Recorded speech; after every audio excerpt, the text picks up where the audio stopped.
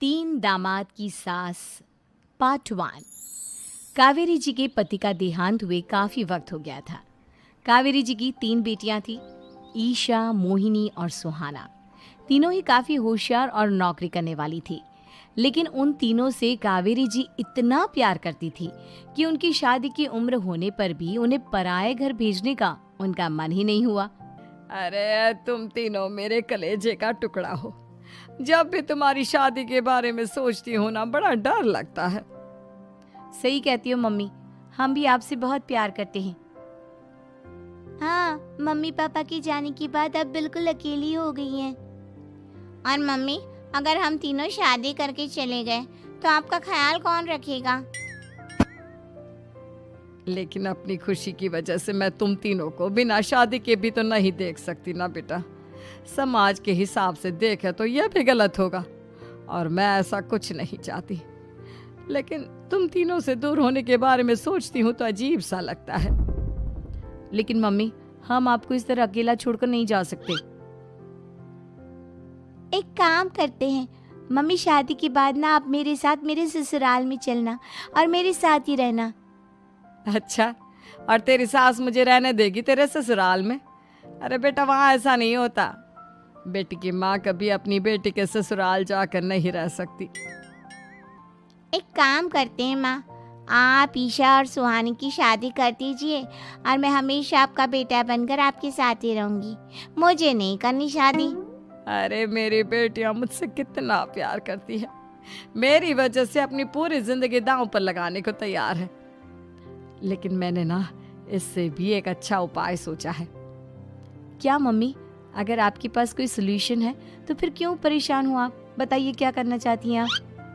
मैंने सोचा है कि अखबार में इश्तिहार देकर तुम तीनों के लिए 3 घर जमाई दामाद ढूंढ लूंगी। वैसे भी नौकरी तो तुम तीनों अच्छे से कर लेती हो, कमा भी अच्छा खासा लेती हो। कोई भी लड़का तैयार हो जाएगा तुमसे शादी करने के लिए। अरे मम्मी, ये हुई ना बात। इससे हमें आपसे दूर भी नहीं जाना पड़ेगा और आपको अकेला भी नहीं रहना पड़ेगा। हाँ मम्मी, ये बहुत अच्छा तरीका है। मैं तो कहती हूँ आज ही अखबार में ऐड निकलवा देते हैं। बिल्कुल, आज ऑफिस जाते वक्त मैं ये काम कर दूंगी। और कुछ ही दिनों के बाद कावेरी जी को 3 घर जमाई दामाद विवेक, सुमित और अविनाश मिल जाते हैं और वो उन तीनों लड़कों से अपनी तीनों बेटियों की शादी करवा देती है। शादी के कुछ दिन के बाद, अरे अब शादी हो गई, छुट्टियां खत्म, तुम तीनों जाकर नौकरी करो, कुछ काम करो। अरे मम्मी जी, कमाल करती हैं आप। अब घर जमाए इसलिए थोड़ी ना बनाए कि हम बाहर जाकर नौकरी करें।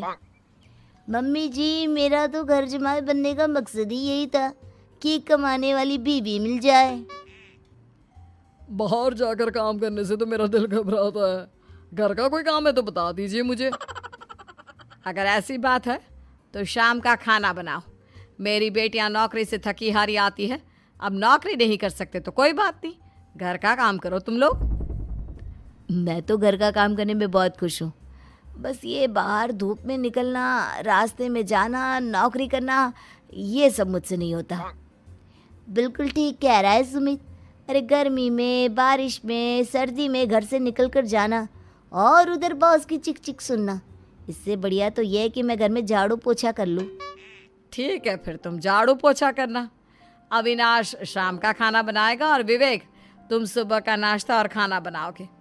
मेरे तीनों दामाद घर संभालेंगे और बेटियां नौकरी करेंगी। अगले दिन सुबह के वक्त, मम्मी मुझे ऑफिस के लिए देर हो रही है, नाश्ता चाहिए। अरे उस विवेक से कहा तो था कि सुबह का नाश्ता उसे उठकर बनाना है। अभी जाकर देखती हूँ क्या कर रहा है विवेक। अभी तक सोया हुआ है क्या? सुबह के 10 बज गए हैं। सोने दीजिए ना मम्मी जी, क्या हमेशा हिटलर की तरह हाथ में डंडा लेकर खड़ी रहती हैं। मैंने कहा सीधे उठकर खड़े हो जाओ और जाकर नाश्ता बनाओ। लेकिन मम्मी जी, बिस्तर में से निकलते ही कोई नाश्ता कैसे बनाएगा? 2 मिनट, वॉशरूम जाकर आता हूँ। बिल्कुल नहीं, सीधे रसोई में पहुंचो, मेरी बेटी को ऑफिस जाने में देर हो रही है। कुछ देर के बाद, हे भगवान, दोपहर के 12 बजे हैं लेकिन घर इतना गंदा पड़ा है। सुमित से कहा था मैंने समय पर झाड़ू पोछा कर देना। सुमित, कहाँ हो तुम? क्या हुआ मम्मी जी? सुबह की चाय तो पीने दीजिए। आप भी याद करती हैं, चिल्लाती ही रहती है। ये सुबह की चाय है या दोपहर की चाय? अगर तुम 12 बजे उठकर सुबह की चाय पियोगे तो क्या शाम का खाना रात के 3 बजे खाओगे? मम्मी जी चिल्लाइए मत, बताइए बात क्या है। अरे 12 बज चुके हैं, अभी तक झाड़ू पोछा नहीं हुआ। घर में देखो कितनी गंदगी है। अच्छा, तो आप इसलिए परेशान हैं।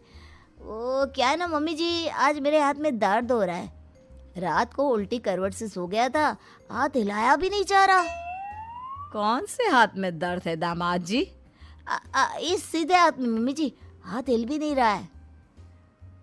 विवेक, सुन लिया तुमने? सुमित के हाथ में इतना दर्द है कि बेचारे का हाथ भी नहीं हिल रहा। आज तो ये खाना भी नहीं खा पाएगा, तो एक जन का खाना कम ही बनाना। ठीक है मम्मी जी। अरे नहीं मम्मी जी, मेरे कहने का मतलब वो नहीं था। मेरा मतलब है खाना तो खाऊंगा ना। अरे लेकिन कैसे? हाथ तो हिल भी नहीं रहा है। अरे मम्मी जी, आपको ना किसी जेल में जेलर होना चाहिए था। बेकार में हमारी सास बनकर जिंदगी खराब कर रही हैं। अरे लगाता हूँ पोछा। एक बेचारा घर जमाई और कर भी क्या सकता है। शाम को जब ईशा, सुहाना और मोहिनी ऑफिस से लौट कर आती हैं। मम्मी, शाम के खाने में क्या बना है? अब ये तो तेरे पति को ही मालूम होगा ना बेटा, उसने ही खाने की जिम्मेदारी ली थी। लगता है मम्मी आपने ये घर जमाए वाला तरीका अपनाकर मुसीबत मोल ले ली है। आपके तीनों घर जमाए कितने आलसी हैं। मेरे वाले को देखो, दोपहर के 12 बजे सुबह की चाय पीता है और काम क्या करना चाहता था? घर का झाड़ू पोछा। मम्मी बता रही थी कि आज उसने घर का झाड़ू पोछा शाम के 5 बजे किया था। अब क्या बताऊं बेटा, सुबह से हाथ दर्द का बहाना करके बैठ गया था। कहता है हाथ में बहुत दर्द हो रहा है, हिला भी नहीं जा रहा। सब बहाने मम्मी। ये तीनों घर जमाए मिलकर ना बस बैठकर खाना खाना चाहते हैं, काम धाम तो बिल्कुल नहीं करना चाहते। अरे लेकिन ऐसे काम नहीं चलेगा ना, मुझे इन तीनों को सबक सिखाना ही पड़ेगा। अरे तो मम्मी, आप हिटलर से कम है क्या? आपने जब हम तीनों को सबक सिखा सिखा कर इतना लायक बना दिया, तो इन तीनों नालायक दामाद को भी आप कुछ न कुछ तो बना ही देंगी। हाँ मम्मी, बस अपने अंदर के हिटलर को बाहर लाइए और अपनी तीनों दामादों को अच्छी तरह से सबक सिखाइए। रही बात आपकी बेटियों की, तो हम तीनों तो हमेशा से आपके साथ हैं। अरे लेकिन बेटा, इस काम के लिए तुम तीनों को मेहनत करनी पड़ेगी। कैसी मेहनत मम्मी? ऑफिस में तो वैसे ही बहुत मेहनत करते हैं हम तीनों।